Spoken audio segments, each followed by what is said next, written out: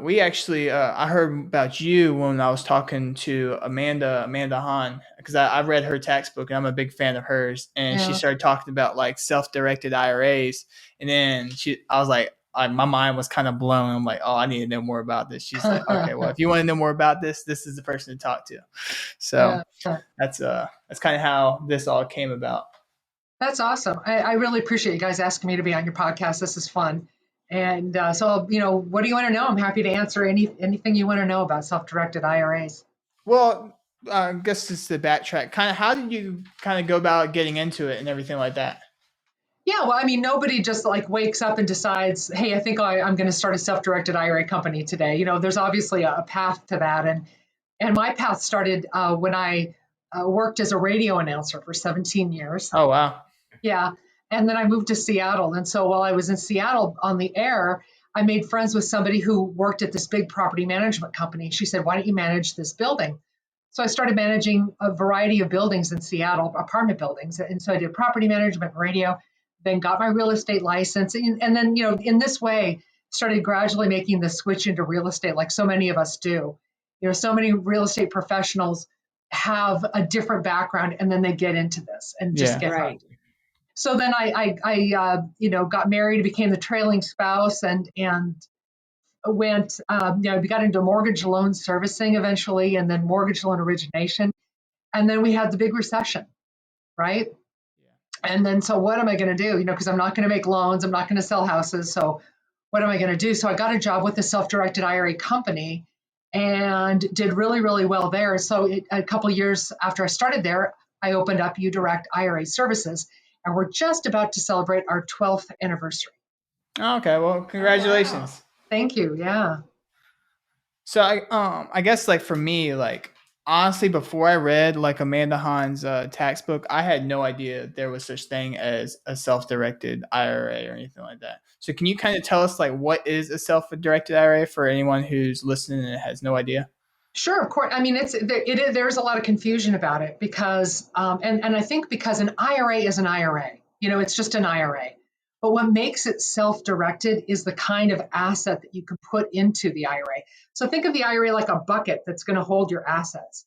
So a typical IRA is going to put stocks, bonds, and mutual funds or a CD in that bucket. And that's what you can do when you're working with a financial advisor. But with the self-directed IRA, well, we're not advising you or telling you what to invest in. We're not advising you. We're administrative.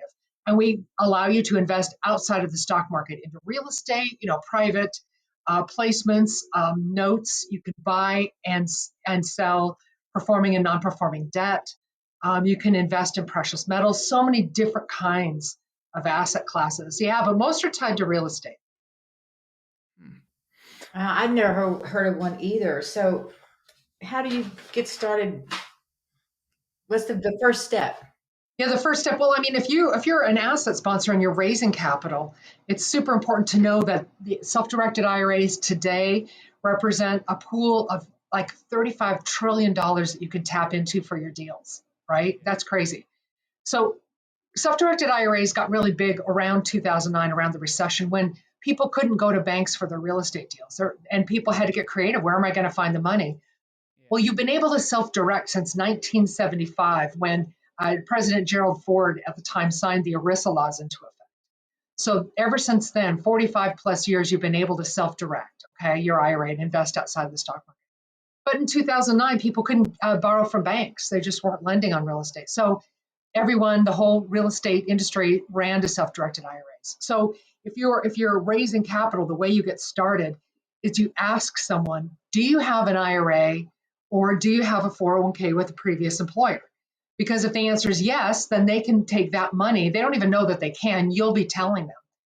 But they can take that money and move it from their current retirement account into a self-directed retirement account and then out into a deal, out into a deal. Now, if you're an investor, if you're saving for your retirement and you think, well, hey, what do I trust more, Main Street or Wall Street? Do I want to make all the decisions? Do I want to have control? Do I want to retain more of my earnings? Or do I want to invest in the stock market? I mean, both have their places, both have, great attributes either way. But with a self-directed IRA, you get to invest in the asset classes that you understand and that that you really know. So as a real estate investor using a self-directed IRA, it's just a way of taking charge. So do you have to, like you mentioned previous employment, so you can't be working at a job, let's say for instance, like around here, you're working at the shipyard or you have like a company or anything like that, and they have a 401k plan that they kind of match up to a certain percentage. Right. So do they not can't do that until after they like quit, leave, or retire, or can they do Yes. that? Yeah, you're right. Yeah. So when you're working for a company that offers a retirement plan, first, that's great. That is a great benefit. Definitely contribute as much as you can to it. But you're probably not going to be able to move that money into a self-directed retirement account until you leave the service of that company. But there's one small exception. With 401ks, you can go to the plan administrator and you can say, am I allowed to have an in-service transfer? I'm working here, I'm in service. Does the plan document allow an in-service transfer? And if they say yes, and if that is the case, then you may be able to move some of your money, some of your 401k money into a self-directed IRA. But typically, most of the time, you have to wait until you leave that employer and then you can move your money over. Okay. So, is there like I know it's for self-directed IRA, or is there like certain guidelines that you have to meet, like and everything? Let's say, for instance, like all your ducks in a row, and you're allowed to do it. Are there certain things that you're talking about, precious metal, real estate, and Yeah. stuff like that? I can't just me personally go buy a house with a self-directed IRA and just call it a day. Like, is there rules like? Sure. There's lots of rules. I mean, the IRS lets us do this and gives us tax breaks, but in exchange, yeah, there are definitely rules. And so largely the rules of self-directed IRAs it's like a game of keep away. It's a keep away game, keeping away from prohibited transactions. So first off, all of the things that your IRA invests in have to be for retirement purposes, not for personal use, not for now, but all for later. So your IRA invests in a rental property, not a primary residence, because you're not allowed to have any personal use. You can't have present benefit. You don't benefit today from it personally. You can read about some of these rules and the prohibited transaction rules if you're a rule book kind of person in the Internal Revenue Code, IRC 4975. Okay, just that's for the rule book people. But just to break it down, there are some people who are allowed and some people who are disallowed to the IRA, and this is unusual. There's really no situation, especially investing, where you have to really like understand who you can and can't invest with. For example, your IRA could not make a loan to your wife to start a business because your wife is a disallowed person. So the disallowed people are your ascendants and descendants, like your parents and grandparents and their spouses, you and your spouse, and then your children and grandchildren and their spouses, up and down that family tree, right? Disallowed. Plus any 50-50 business partner or anyone who's got a fiduciary duty to your plan, to you or the plan, is disallowed. So you just keep away from that pretty much, and you just remember arm's length transactions. But honestly, with UDirect IRA services, it's one of the main things we do. People call us and they'll have a consultation with us and say, "Hey, look, I'm thinking about doing this deal. What do you think? Does it sound like it belongs in a self-directed IRA?"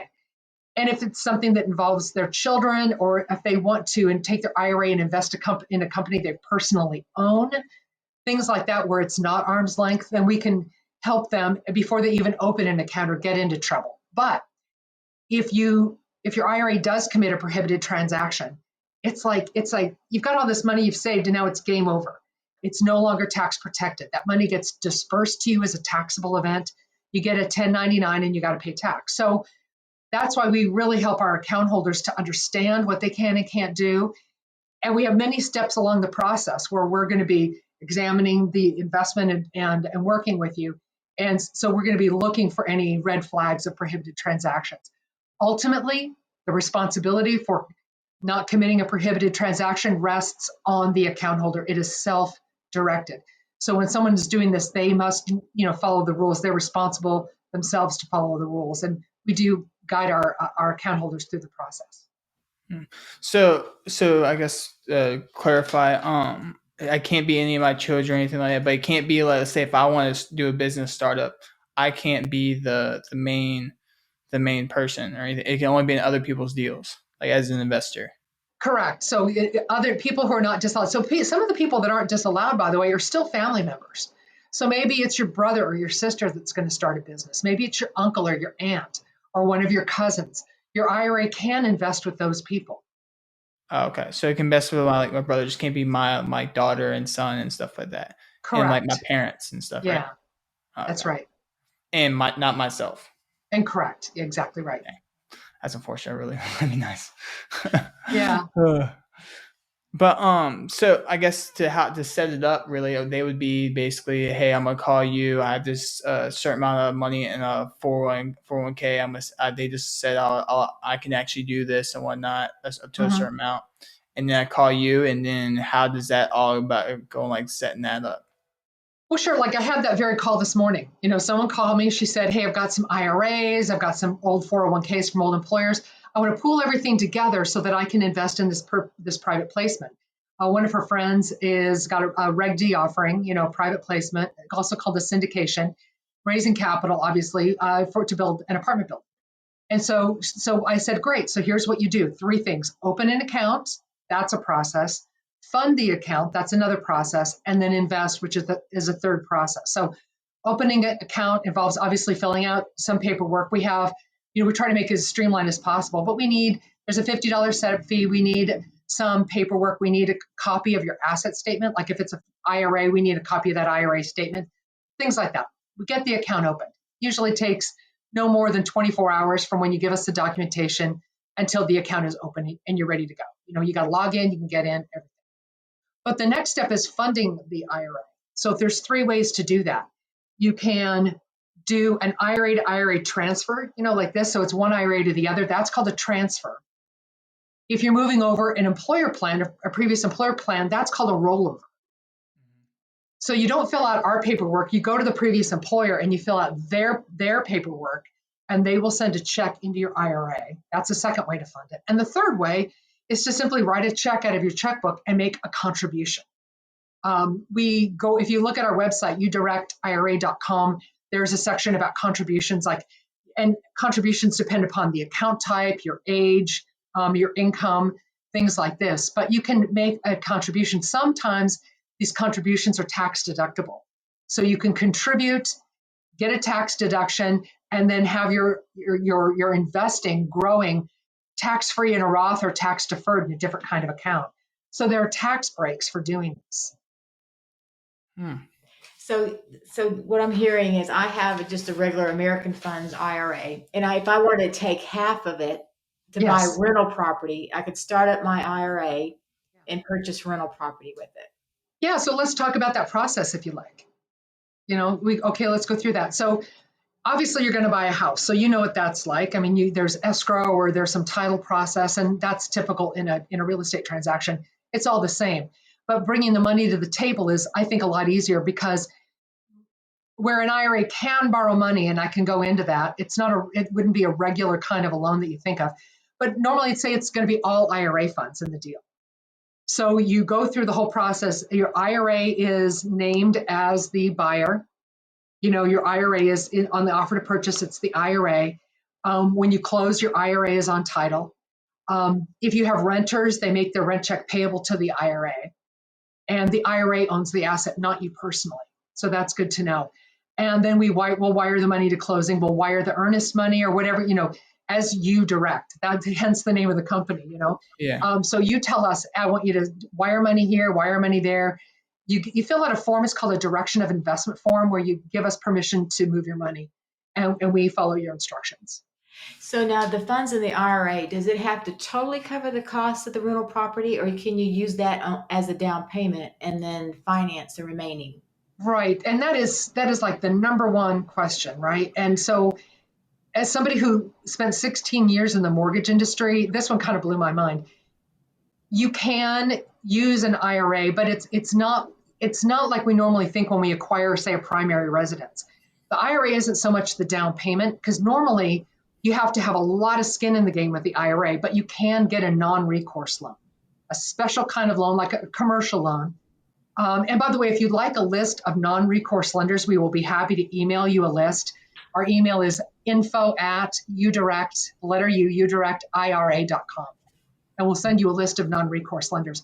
But typically those lenders are going to require that the IRA have more skin in the game, like 50, 60%, and then maybe the other, 50, 40% can come from debt.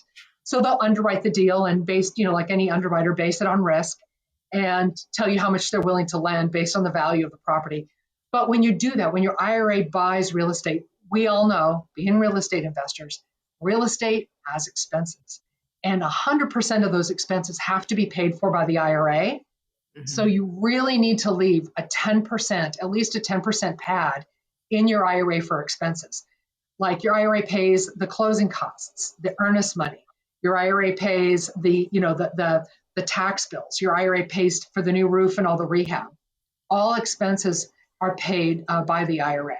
But yes, your IRA can get a loan. However, there's a big however, a caveat here, and that is when the IRA borrows money, it's great, and you can do this, but the IRA is going to need to file a little tax return called a 990T, because when the IRA earns money because of leverage, because it borrowed money, it's going to owe some tax. So you want to get your tax advisor involved here. And I'm giving you a lot of information condensed into a short amount of time, because I know we don't have a lot of time, but you can do these things. And that's what we're here to do, is to walk you through, tell you how, explain in great detail. So, anyone listening to this podcast can call us or email us at any time and say, hey, can you go deep on that? I'd really like to understand it more. And we're very happy to explain it. Okay. So the next question, could Tyler and I have an IRA together? Are you married? No. Okay. Yes. No. Okay. Well, I'm asking. So actually, and that is even not even relevant, because the IRAs are individual retirement accounts. Even if you were a married couple, they're not joint retirement accounts. They're IRAs, individual retirement accounts. Okay. So it's always, even husband and wife, they're individuals. But if you're, say for a married couple, there's another kind of account called a solo 401k. So if as a married couple, you own a company, the company can sponsor a solo 401k. That 401k can have husband and wife as participants in the plan. And that's the only time really a husband and wife are involved in the same plan, is with a solo 401k. I think what she's more saying is, like, can multiple people that have a self-directed IRA go in on together on like one deal? Absolutely. So let's say I have an IRA, she has an IRA, and we have like 4 other people who have an IRA, and we all want to put a down payment toward like a massive apartment building. Well, again, it's not a down payment, so understand that. So if you're going to invest in an apartment building, maybe there's a private placement deal where somebody has got the permission from the SEC to gather investor money.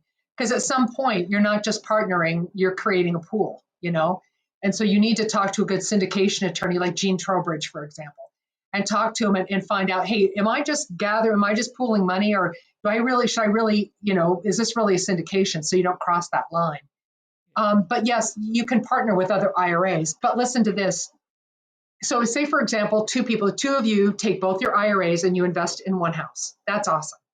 Yeah. I highly recommend, if you do that, you get a property manager to handle the property, for lots of reasons. Number one, because the tenants would otherwise have to write one check to your IRA and one check to your IRA. Instead, just write one check to the property manager, right? That's easier. Also, you're not allowed to, as IRA owners, when your IRA owns a house, you can't go in and fix it. Actually, it's a prohibited transaction. It's called an over-contribution of sweat equity. How do you like that? So you can't do that. So you can have a property manager do it. So if you're going to have multiple people involved, multiple accounts involved in a deal, you want to have a property manager, and you also want to make sure you get the proper legal advice, so you're not accidentally really running a syndication instead of just a partnership. Gotcha. So now, does the money that's in the IRA, is it earning anything? I mean, is it earning? It does. Yeah. And is it invested? You picked certain funds you want your money to go into. Does it hold funds? It's not like that. So a typical IRA is, like you open an IRA with your financial advisor, and you're invested in mutual funds or index funds or whatever you've got, right? And then it's all invested. With a self-directed IRA, we don't sell any assets, okay? So we're not helping you invest in anything at all. So the IRA will earn a small percentage, like, really interest rates aren't that high right now, right? But we do pay a small amount of interest on idle cash, just a pinch, but it's also not at risk in the market, So there's that. Huh. So the best thing for this to do is really, if you have a lump of cash and you really want to start investing in real estate, this would be perfect. Right, but your lump of cash has to already be in a retirement account because you can't just put it all into an IRA. Now, if you're self-employed, you could have a solo 401k or something called a SEP IRA.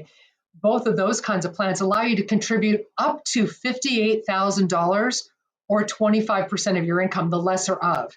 And your tax advisor would help you figure out what your contribution would be for you. So if you're self-employed, you've got more options and could contribute more.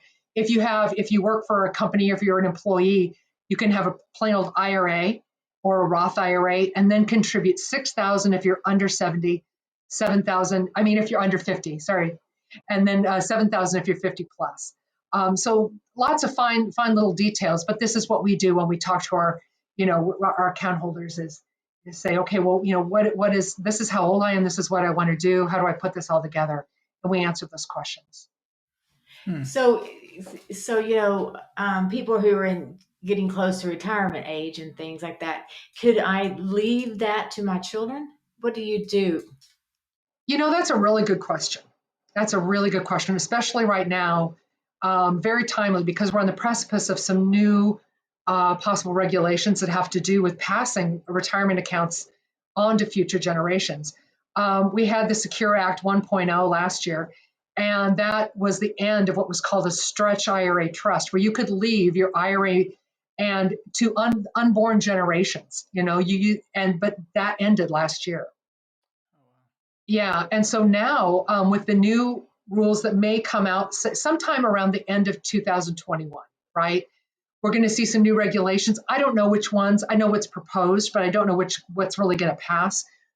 But there could be, it's like if you pass away, they could make some rule where you're after you pass away, yes, your beneficiaries can have your IRA, but they have to disperse of all those assets or pay tax on them, I should say, within maybe 5 years.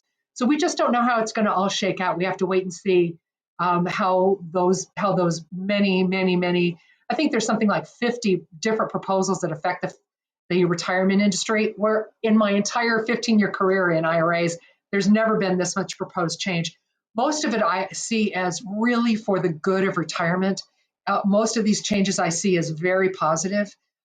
So it could really benefit retirement savers, but there may be some things that where the tax will have to be paid sooner rather than later. Okay, one more probably silly question here. Okay, when you say pay taxes, do you mean like they would have to pay taxes on the worth of, say I had 10 houses in my account, they would have to pay taxes on those of what they were worth at that moment, kind of like an inheritance tax? Okay, well, again, check it out with your tax and legal professionals, but I'll give you my IRA professional view on it, my opinion. But again, ask your professionals. Because what we are is administrators and not advisors, just for the lawyers, right? Mm-hmm. But when you have an IRA, it's a tax protected vehicle. So you're not getting taxed for the money in the IRA unless, there are two exceptions, UBIT and UDFI, okay, which we kind of touched on, right? So that's a tax protected situation. If while you're still alive, say you take a withdrawal, you'll be taxed on your withdrawal in most cases. And if you're under 59 and a half, you may also be penalized if you take money out early, okay? But now say you've passed away, you had a wonderful life, you passed away, now your beneficiaries have your IRA. So what happens is that IRA doesn't go through probate, it just, your beneficiaries now have an inherited IRA. It's split whatever, say you have a son and daughter and you split it 50-50, they each get a beneficiary IRA, and then they're gonna have to follow the inherited or beneficiary IRA rules at that time, which may be that you can take a lump sum, you can take a lifetime withdrawals, or so we'll see what the rules are at that time. But typically, you may have the beneficiaries may have a couple of choices on how they take the money out. But when the money comes out of the plan, it is almost always taxable. Earlier when you said when you buy real estate, it goes in the name of the IRA, and I'm assuming I would just name my IRA my name or my company or It would be whatever. a lot of custodians say custodian for the benefit of, or in different ways. Different companies have different ways of titling it, but it's not in. And your name could be in, is probably part of the titling because you own the IRA, and you're the complete owner. You control. You're calling all the shots. You own the IRA, and then the IRA owns the asset. So you own it like that. And there's not any way of like kind of getting it out the money. Let's say, for instance, like you buy this property and you get rental income is keeps adding all the rent and cash flow you're getting keeps getting added up, and with depreciation, all that stuff. And there's no way to get that out at all until like let's say whatever retirement age or anything like that, or There is a way. I mean, it's always your money. You can always have it. But if you're under 59 and a half, you'll have a penalty and you'll pay if it's a traditional, or there are some cases where Roth money can come out tax free. And that's that. I don't want to go into the weeds on that. But if it's a traditional or a SEP or a 401k or something like that, then typically if you're under 59 and a half, you'd have a penalty and would pay tax.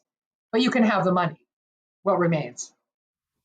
so more or less the rules for like investing in what business you do, it's more or less it doesn't really matter to the point that you just can't really touch any of it. It's like almost like how a 1031 exchange, you can't touch it at all. And Right. that's kind of so I can't even help market it or anything like that, or it is Oh no, you can. No, it's not. It's different from a 1031 exchange in that you mean market the property. Any cost of marketing the property would be paid for by the IRA because it would be an expense of the asset would be paid for by the IRA. And so a lot of the things you want to farm off to third parties and have them do it for you. okay. So what other than real estate? Let's say, for instance, this guy comes to you like with a great idea. He wants to open up like a restaurant, a bar, or anything like that. Yeah, Could your self-directed IRA invest in that startup, or do there certain like guidelines with that? there are definitely guidelines. Yeah, and again, I mean, I know enough to be dangerous, right? Because which is to say, I know every single little teeny nuance of what could possibly happen, and it could be a lot simpler. Because I want to just say that with self-directed IRAs, it just really opens up a gateway of possibility. But yeah, you need to know how to navigate the road so that you get there, get where you want to go, and you don't run into any potholes. If we're going to go with that metaphor, right? So your friend opens a restaurant. So say you open a restaurant. I have a self-directed IRA. I think, oh my gosh, I know you're going to do a great job with this restaurant. You've got a whole history of it. And I know I just really believe in this thing. I want to do this. So if my IRA invests in your restaurant in an equity position, okay, so now my IRA is a member of the LLC that you formed that owns the restaurant. I have just had my IRA invest in an active business, and my IRA will have to pay a tax. That's called UDFI, unrelated debt financed income tax. All right. You can read about it at irs.gov, publication 598. All right. That said, what I might choose to do instead, if I want to do this, is I might not go that tax way. What I might do is I might take my IRA, invest in your awesome restaurant that I'm so excited about as a debt partner. So my IRA lends and makes a note to your business, to like say to your LLC, or if maybe you're sole proprietor, so maybe you do personally, however it works out. And you can make it, secured, maybe unsecured, probably secured if it's a big, people like secured notes. So my IRA can lend money to you or to your entity for business purposes without that tax. And then your business pays my IRA what it's promised to pay on that note. So, a self-directed IRA can have equity position. It can have loans and everything like that. Could it be both? Could it be like a venture capital, like hey, what you call say I give you this amount of money, I get 5% interest, and I And a get like kickback at the end, 3%. or like Yeah, a kicker, like yeah. when you sell. That kicker can lead to that tax. So again, you want to talk to a tax professional about it. And it's a great question, but it could lead to a tax. So I'd be happy to go deep on that with anyone who's particularly interested. But it could lead to the UDFI tax. But yes, you can do it. Yeah. And you know what? Yeah, go ahead. I'm sorry. I'm more or less trying to find every possible loophole I can find in life.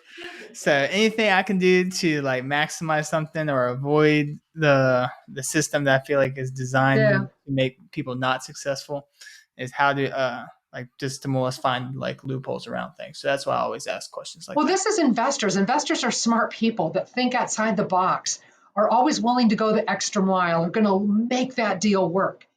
The IRS knows you guys, knows us, and knows that already has these simple rules that are just genius in their simplicity that prevent you from doing certain things or, curtail certain activities. So, we just help you stay, color within the lines so that you have a prosperous investment that's going to turn out the way you want. Yeah, and let's say like for instance, like let's say for instance, like you're like have high taxable income and stuff like that, and you're trying to lower your taxes. Could you put like a lot of that money into a self-directed IRA? Because then you technically are not paying, you're lowering your taxable income. So you put in a self-directed IRA, and you can use that self-directed IRA Yeah. to invest without paying tons of taxes. Well, sure. You Is want to that contribute to an IRA if that's when you talk to your CPA, like we were talking about Keystone CPA, right? yeah. You call Keystone CPA or a CPA and you say, hey, this is what I want to do, but there are contribution limits. Or say you inherit some money and all of a sudden you get this big windfall, all this like, what am I going to do? I don't want to pay tax. You want to tax shelter. Well, you can put some money as long as you have that exact same amount as money that you've earned, from activity, from business, active income. You can, but your contribution limit is still going to be limited and capped. Traditional and Roths, again, the cap is $6,000 or $7,000 compared, depending upon your age. A SEP or a 401k, that most you could contribute is $58,000 per year. So you're going to have contribution caps annually. But it's also possible to, like in January, say for example, if you don't make a 2021 contribution, now it's January 2022, you could actually make a 2021 and 2022 contribution in January. So there are ways of sometimes of putting 2 years contributions together at once. But if you just have a whole bunch of money all of a sudden, you want to stick it into an IRA to to avoid tax or to delay the tax, then you got to look at those contribution limits. Well, if way what you're saying it's probably not right where I'm thinking. So let's say for instance, do I have to have it already established? So I can't just be like, hey, this is my contribution for 21, 20, 19, 18. No, no, it doesn't go back that far. It's only this window between January 1 and April 15 when you can contribute for 2 years, like the I got current that. year and the previous year. That's the limit. Not doesn't go back any further. Too bad though. That would be great. I'd love to Yeah, see I love that. that. Look at you thinking outside the box there, just like an investor. I honestly, I just hate taxes. That's why I had Amanda on here, and I was more or less grilling her, trying to find every possible scenario out of Yeah, I do the everything. same thing with Amanda. Yeah, it's like, here, this is have another baby, Kaaren, she says, it's like, yeah, that's Yeah. not today. Yeah. So I guess you mentioned solo 401k. So what is the difference between a solo 401k and like a self-directed IRA? Do you know like what's the kind of difference between them two? Because Yes, I've heard super solo great question. 401ks and I've heard self-directed also. Right. Well, an IRA is one thing. It's an individual retirement arrangement. It's one structure. A 401k is a different kind of a structure. They're different little universes. So if you go with a solo 401k, you have to be self-employed. All right. That's one rule. Number two is you can't have any full-time employees in any of the businesses you own, any of them. If you have 15 businesses and one full-time employee, you don't qualify for a solo 401k. All right, so you Oh pass wow, that I didn't know test. that. But the solo 401k is so great because if you do pass it, like if you're a realtor or real estate investor and you don't have full-time employees, those are two scenarios where it's really great because you get to have these great big contributions, like I said, up to $58,000. Again, the lesser of 25% of your income or $58,000, and your tax person helps you determine that amount.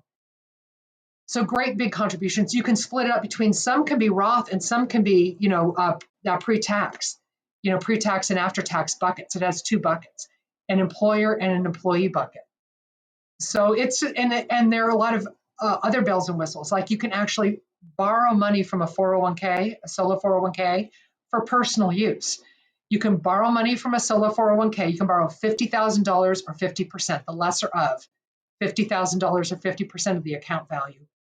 Draw it out personally, but you have to pay the 401k back or over 5 years, either a quarterly or monthly payment. So you have to pay it back, okay, at a market rate, a reasonable rate. But then you can take the money out for personal use. Maybe you want to use it to send your child to college. Maybe you want to use that money to buy a personal residence or something. But whatever you do, you can't borrow money from an IRA, but you can borrow money from a 401k. That's another one of the differences. Two different universes: the IRA universe, the 401k, the qualified plan universe. So solo 401k kind of works a lot like a normal 401k for like a company. It is a normal 401k. Okay. It's just in this case, it's It's for just by individual. yourself. Yeah, and sometimes this solo 401k is for some reason labeled an EQRP, like a qualified plan. It's I don't know what EQRP really means, except because it's not in the IRS tax code, but the 401k is, and the solo 401k is in the tax code. It's the same thing. It's a 401k for, again, individuals that have no full-time employees. So it's technically the same thing. Okay.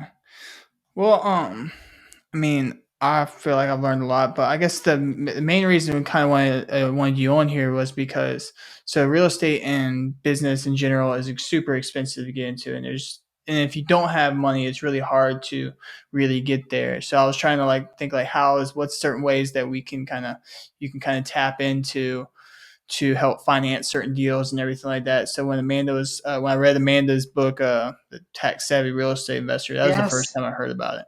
Yeah. And she was talking about self-directed IRAs and how they can help fund real estate. That's what really made me kind of look more into it. And have you worked with any new investors that kind of have really done that and kind of help kickstart a lot of the stuff they're doing, or? Exactly. And that is one of the great powers of the self-directed IRA. It's a real grassroots way of especially after the recession. People and now we just had this COVID experience, and a lot of people are kickstarting their businesses, restarting their businesses, needing capital to get restarted. It's a great grassroots way of people helping people. My IRA invests in your business, you grow, and as you grow, you pay my IRA back and my retirement grows. So you benefit, I benefit. Wow, that's beautiful, And it doesn't involve any handout or government plan. It's individuals helping each other. And everyone wins in a situation like that. Of course, you want to do your due diligence and make sure you're investing in a good deal. But yeah, it's just a great way to help build the economy. Yeah, I personally hate normal company 401ks and stuff like that. So I'd rather find a way for me to control my future and everything like that. And I like self-directed IRAs because at least I get to choose the businesses it's in and everything like that. Because I feel like I can do a way better job than I believe the 401k could do. I agree. And 401ks are great. If your employer is going to match, for example, that's free money. That's free money. Yeah. Take it. Save for retirement. Use the 401k to your advantage. Stick away that money tax deferred. That's amazing. If you do that, I think you win. Then when you leave the employer, now you've got a chunk you can take and now set aside into alternative assets. And while you're working there, you can be thinking about what kind of deal. Like you see other people do deals. You join real estate investment clubs. You can listen to podcasts like this one. And what other deals are people doing where they're succeeding? And you kind of get it in your head like, oh, this is how I could do that deal. And then maybe when you leave that company, you're ready to pull the trigger, you've got a game plan and you go, and now you've got the capital. And if you don't, you can bring in another IRA, another person with a self-directed IRA to partner with you. Yeah. And I honestly, I think I feel like the system they don't really ever tell you that about the self-directed IRAs and everything. Even when I talk to people at 401k, they're like, "Oh no, you can't do that. You can't do that." I was like, I don't know, man. I read this book, and I swear, I don't think she's lying. I think she's doing Amanda this. said, yeah. Yes, Amanda said this. I'm gonna call her and say, Yeah. "Hey, they're calling you a liar." She's the But best. so let's say, for instance, obviously, I don't think I feel like I would tell them, "Hey, I'm trying to turn my 401k into a self-directed IRA or anything like that." I'd probably once they ask that question, all they have to do is contact you, say, "Hey, my employer said this. you take it from here. Like, yes. Yeah. I mean, we're the experts, and that's what we do is help people kind of filter through and sort out what you can and can't do. And so that's what we're going to say. What do you want to do? And then we can say, well, if you take your self-directed IRA, and how to get from here to there, we can help you at least know the path to walk so that your IRA can hopefully get to your goal. And if your IRA can't get to the goal, we're going to tell you up front so you don't waste your time and your money. And you can do invest, like, let's say for instance, like a self-directed IRA. Can't you invest that into public equities too, like public stocks and stuff like that? You can have another. Well, we don't sell any investments at all. So you can leave some money with a brokerage house and invest in the market. Absolutely. When your money is with UDirect IRA Services, in a UDirect account, that money is strictly there for self-directing purposes, for alternative asset purposes. And we won't sell you any assets at all. Oh, okay. But you can have two accounts. So as I understand it, you can't put real estate into an IRA. You can only have the money and then purchase it once it's in the IRA. Is that correct? Your IRA purchases the real estate. Right. You can't just inherit some real estate and put it in there to protect Correct. it. Yeah. The only way you can contribute to an IRA is with cash, not with assets. So if you inherit a house, yeah. And what about inheritance? I know that, we're fixing to hand over the greatest amount of wealth we've ever handed over with this generation. Yeah. So can you hide some inheritance in an IRA? No. And the word hide is, right. There's no hiding. Right. I mean, I don't think you can. But I mean, as far as using an IRA, you inherit money. When the rules about contributing to IRAs and 401ks is that you must have earned income, and you must have active income, and you must have had enough active income at least to equal the amount of your contribution, at least. You see. Okay. All right, I have a question. So, for instance, let's say, you're doing your self-directed IRA, and let's say you put in real estate, and it starts appreciating a lot and everything like that. Let's say it appreciates like 150,000 or whatnot. Can I refinance that property through that self-directed IRA? And yes, you can. You can have a non-recourse lender refi that property. You can, yes. And when it's refinancing, it's considered debt. So can I take that out? Personally? Yeah. No, you can't do you're not going to do a cash out refi. Oh, pretty much in an IRA.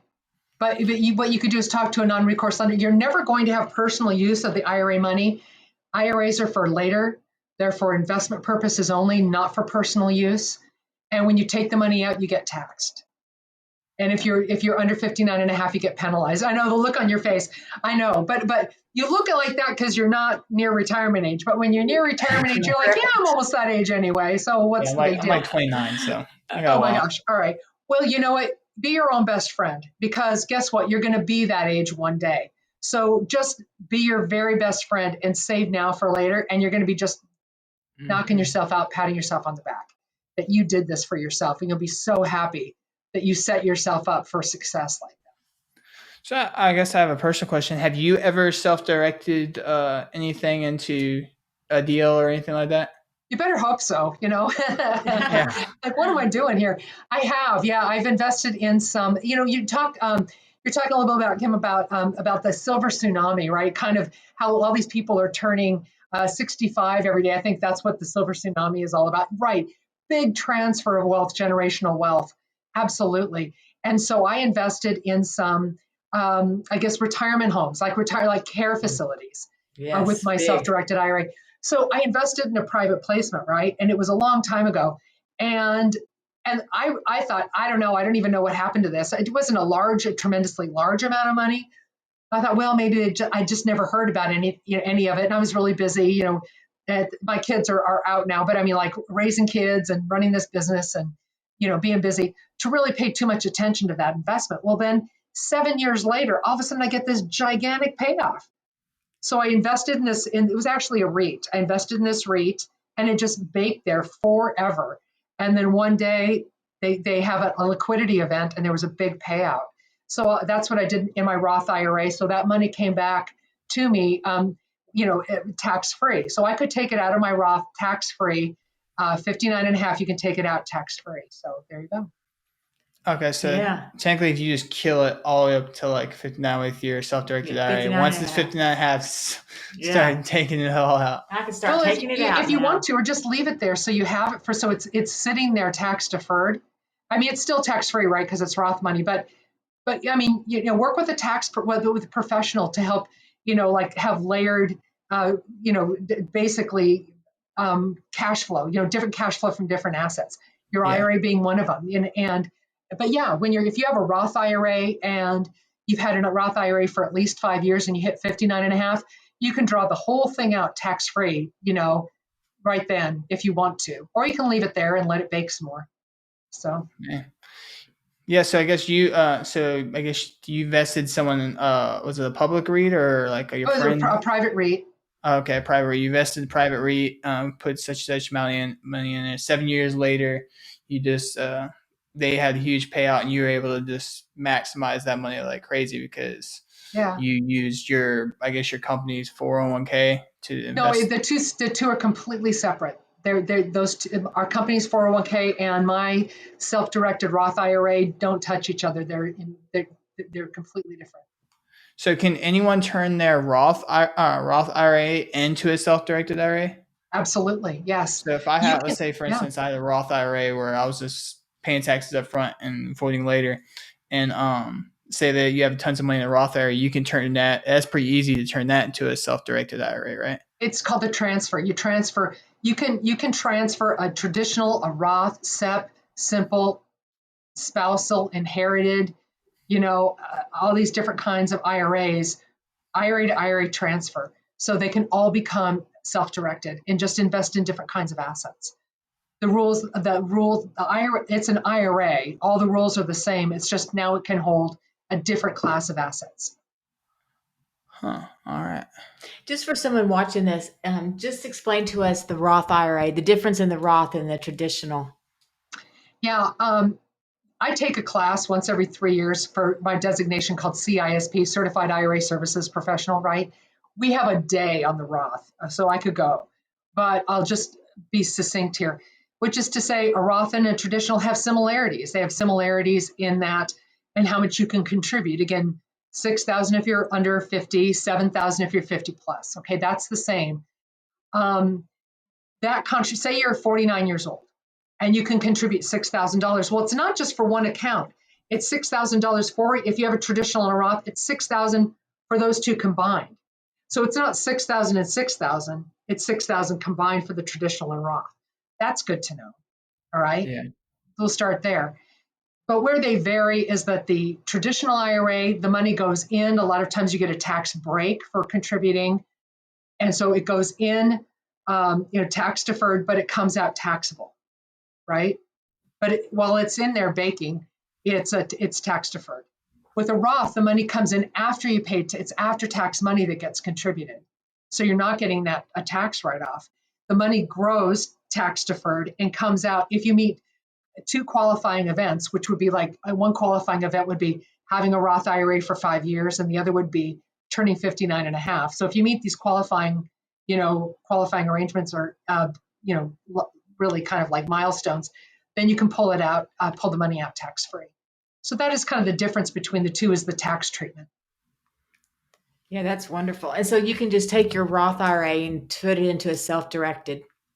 Just IRA to IRA, right? Exactly correct. And then, so for example, you see somebody investing in some ground up thing, and it's going to have, especially when you see somebody with something with a big potential, you want to get it in your Roth so that growth is tax deferred or tax free ultimately. I mean, I think that's a great way to start out when people who technically doesn't maybe not have money and maybe they were just working a 9 to 5 almost their whole career and they want to maximize everything now. I mean, I feel like that would be a great way to maximize your retirement plan, or even if you have a little bit amount of money in there, that'd be still, I feel like, a great idea. Because I mean, you said you did it, and it was definitely worth it on your end. So yeah, I had a home run with my investment. I thought it was dead, and all of a sudden here comes this big check. It was like 85% return. I don't know how. Maybe it's real estate, Let me tell you a little Roth trick if you want to hear. Okay. So there's something you may have heard of called the backdoor Roth. All right. That's just a jargon sort of a term. It doesn't, something called a backdoor Roth doesn't exist in the IRS tax code. It's just what people call it commonly. But in 2010, like 11 years ago, 2010, there was an act that was passed called TIPRA, the Tax Increase Reconciliation and Prevention Act. Like, what a mouthful, right? So what that act said is that in 2010 and thereafter, you can convert pre-tax accounts to Roth regardless of your income. Wow. So it created the backdoor Roth. So you could make too much money to contribute to a Roth. I have on the UDirect website is the chart that tells you, like, if you're married or single or what you are, what that threshold is, and it changes yearly. And so you could make too much money and say, I make too much money. I can't even contribute to a Roth. But you can still do a backdoor Roth. You can take your pre-tax money, like your SEP IRA. You can take your pre-tax 401k money. You can take your traditional IRA and do, regardless of your income, convert to Roth. And now you've got this big pool of money where all the growth will be tax-free for life. But that conversion is taxable. You get a 1099 for the amount you convert. So you're going to pay some taxes now, but the money is going to become Roth. And then now the future earnings are all tax-free for life. So that today we still have access to what is commonly known as the backdoor Roth. And that's why. And you can still do it. And a lot of people do it and follow the rules. And then they have a great big huge Roth and everyone goes crazy thinking only rich people do this. Well, great. We all want to be one of those people. Don't you want to be one of those people that does super smart things? It's just not talked about. Yeah. And I think that it's a scary topic, I think, sometimes to people for some reason. Well, it's intimidating till you're comfortable. Yeah. Till you're comfortable, which is why you're like, your podcast is such a great thing, because you're teaching people about things maybe they hadn't heard before. And they hear it once, you hear it again. Like you're just saying, you heard about the IRA, so you wanted to know more and know more and know more. And I've been in the industry, like I said, at least 15 years. UDirect is about to turn 12 years old. We see a lot of different things, and I'm learning new things all the time. Just little intricacies of the process. Right. I feel like a lot of things with like life and like the government in general, just in my opinion, it's they don't really like telling you things that really make you succeed. It's more or less everything that can really help benefit them and make you pay more taxes and makes them more money. And I feel like this is kind of like a loophole, and I feel like if more people take advantage of it, they're just going to get rid of it. So yeah, so that's why use it while you can. You're gonna help a lot of people become savvy investors by educating them with your guests and with your knowledge. Hey, if not, I'm definitely using it. So there you go. But I mean, like even while I was talking to Amanda, like my mind's blown. I feel like I've learned a lot. And so if someone wanted to take advantage of the backdoor Roth and everything like that, because it was kind of like a mind blown element. Do they just, hey, I'm gonna call udirectira.com? Yes. So then they call you and say, hey, I heard about the backdoor Roth. How do we go about doing that? And we'll lay it out for you and see if that's something that you want to do. It's got tax consequences, but it's a long-term play. You have to, and you want to bring your tax advisor into that plan. You want to bring, you just want to bring your advisors into your plan, especially, and have advisors who are advising you about your long game, and because it's part of your long game right there. But of course, we'll help you. So, and I'll tell you what. So, a lot of people want to find self-directed IRA investors. Like, how do I do that? Well, we have a group on LinkedIn. We are on social media. We're on Facebook. We're on all over the place. You know what I mean? Instagram, even, we're all over. UDirect, we do a lot of different podcasts like yours, always educating and answering questions. Or just go to our website and click schedule a consultation. And then we'll reach out and schedule a chat with you in like 20 minutes and go over all your questions. And I have a kind of strange question. It doesn't, like, you're in California, right? I am. So it doesn't matter that where you're at, like, or if someone's in Virginia or Georgia. No. We have account holders in every single state in America. So we're a national company. Okay, so like more or less, if they want to be successful, Amanda and you are their best friends. Yes. Well, and Amanda and I are good friends. We started our businesses at the same time in the same building. Oh, shoot, that works. Yeah. Y'all are right next to each other. Yeah. One quick question, just to clear. Okay, when you say the backdoor IRA, you said it's for the long haul. In your mind, what is that? 10 years at least? Oh, it's up to you. You develop your plan, and so you develop what your plan is. But because you're going to so again, the process is you take a pre-tax account, do a conversion. That conversion is taxable, so you're going to get a tax hit right then. But then now you've got the money in a Roth where it's going to grow tax free. So then you select the asset that you're going to use to blow that money up, tax free. And so that is however long that takes.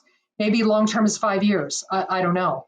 But it depends upon the opportunities that you come across by being somebody who's really tuned into, so that somebody who has their attention on investing and succeeding at investing.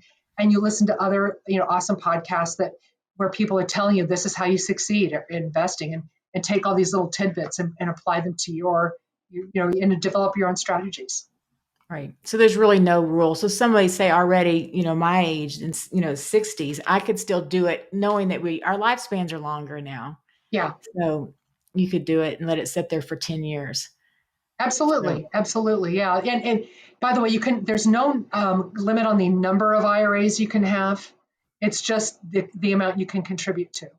Mm-hmm. You can contribute, to each account. And, once you hit, then there's also an age where you hit, like when you're now 72, where you're required to take the money out of a pre-tax account, not a Roth, but a pre-tax account, called a required minimum distribution. And that age may even go up to 75 at the end of the year. We'll see how those rules, come out when the bills are passed. Right. Because we're living longer. Yeah. I know. I could just sit here and ask questions all day long because there's just so many there's so many acronyms and little bitty things to remember in the financial world. It's true. Yeah. But then the more you hear it, the more comfortable you are with it. Mm-hmm. I feel like the more like I think it was like years ago, I started reading I used to read like a book a month. I used to read a book a month, and I feel like the more I felt like I learned, the more I realized I don't know anything. I don't know anything, and it's been like a couple of years later. I still feel like talking to all these people, even especially starting the podcast is like, wow, I don't know like anything. And it's just cool to hear like different strategies they don't really talk about that much, or I guess don't promote that very much. And that's why it's such a cool that we were keep able reading to a book a month, man. You're gonna just you'll know more than anybody by the time you're our age, right? Trying. But so if I guess you're talking about udirect.com, what's the best way to people can find you, get a hold of you, or anything like that? Right. So it's the website. It is the letter U, udirectira.com. And, we've got live chat. You can schedule a consultation. You can email us. You can call us on the phone.